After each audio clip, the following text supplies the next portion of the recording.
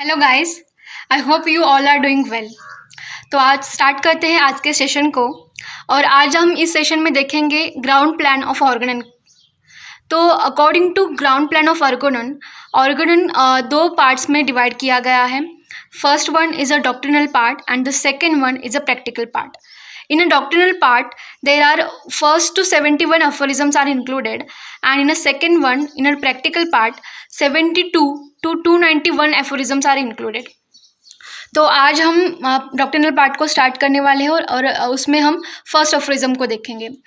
And the first aphorism is the physician's high and only mission is to restore the sick to health, to cure as it is done.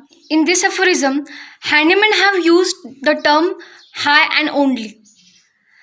मतलब ये उसने क्यों use किया है, high and only ही क्यों? क्योंकि according to handyman the physicians not only therapist, he is also a diagnostician, he also a preventer, he also a prognosticator, he also public health officer and he is also a medical jurist. मतलब अब physician सिर्फ किसी patient को cure करना और सिर्फ उसे दवाई देना इतना ही काम नहीं करता, बल्कि वो जो डिसीज़ है उसे पूरी तरह से जांच करना, उसे मतलब मेन कॉज जो है वो डायग्नोस करना, ये भी काम फिजिशियन करता है.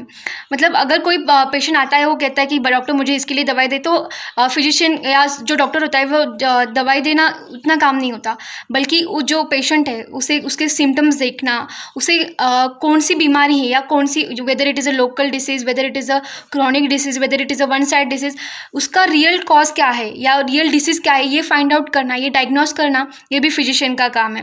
First role. The second one is a प्रोग्नोस्टिकेटर.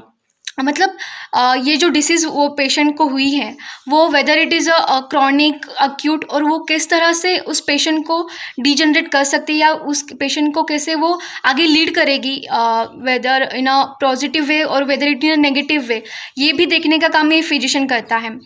और उस तरह से उसे आगे उसकी ट्रीटमेंट ये करनी होती है, चालू करनी होती है या बढ़ानी होती है. तो second role. The third one is a preventer. Preventer क्यों कहा गया? क्योंकि फिजिशियन का ये सबसे बड़ा काम होता है कि उसे प्रिवेंट करना है डिसीज़ को, सिर्फ ठीक करना ये काम नहीं होता, बल्कि उसे लोगों को एडवाइस करना है, उसे लोगों को बताना है कि कैसे तुम बीमारी से बच सकते हो, कैसे तुम हेल्दी लाइफ जी सकते हो. तो ये भी रोल एक फिजिशियन करता है. और also a public health officer. in a pandemic or in a epidemic diseases, there is a role of a physician as a public health officer. उसे तब पब्लिक को बताना होता है कि उस जो डिसीज़ हो, जो पैंडेमिक है या एपिडेमिक डिसीज़ है, उसे किस तरह से डील किया जा सकता है या किस तरह से उससे बचा जा सकता है. ये काम फिजिशियन करता है as a public health officer. And as a medical jurist he also played a role in a death cases in a court law. मतलब अगर कोई डेथ हुई है, किसी बंदे की डेथ हुई है, तो weather it is homicidal, suicidal, या किस तरह से डेथ हुई है या क्या किया गया है या एक्चुअल बॉडी को कैसे हार्म किया गया है, ये बताने का काम भी एक फिजिशियन करता है. सो इस तरह से बिसाइड्स द थेरेपिस्ट, फिजिशियन के डायग्नोस्टिशियन, प्रोग्नोस्टिकेटर, प्रिवेंटर, हेल्थ ऑफिसर या मेडिकल जूरिस्ट, ये भी रोल होते हैं. लेकिन इन सब में से मेन या सेंट्रल, ये सब सेकेंडरी है.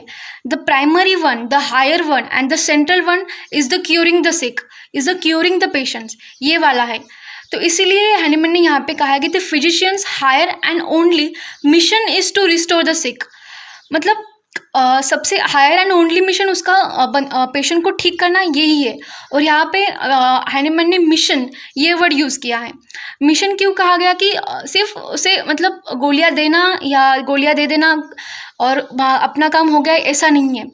तो वो बंदा ठीक हुआ है, ये उसकी जिम्मेदारी या जो उसे ठीक करना, ये तुम्हारी जिम्मेदारी या तुम्हारी रिस्पॉन्सिबिलिटी या तुम्हारा गोल है, ये फिजिशियन को मानना होगा.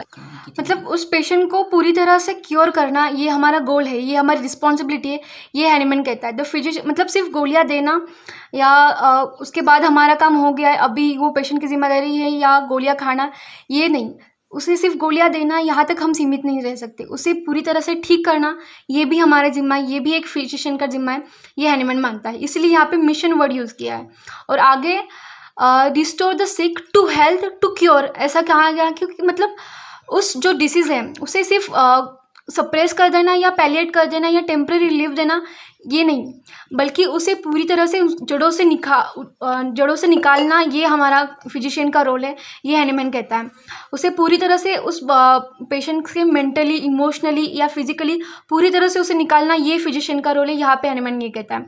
इसलिए फिजिशियन ने कहा है कि इसलिए हैनीमैन ने to help to cure as it is term ये वर्ड यूज़ किया है। एज इट इज़ टर्म मतलब जैसा वो पेशेंट पहले फील करता था वैसे उसे फिर से फील करवाना, ये हमारा जिम्मा है, ये फिजिशियन का रोल है, ऐसा हैनीमैन ने कहा है।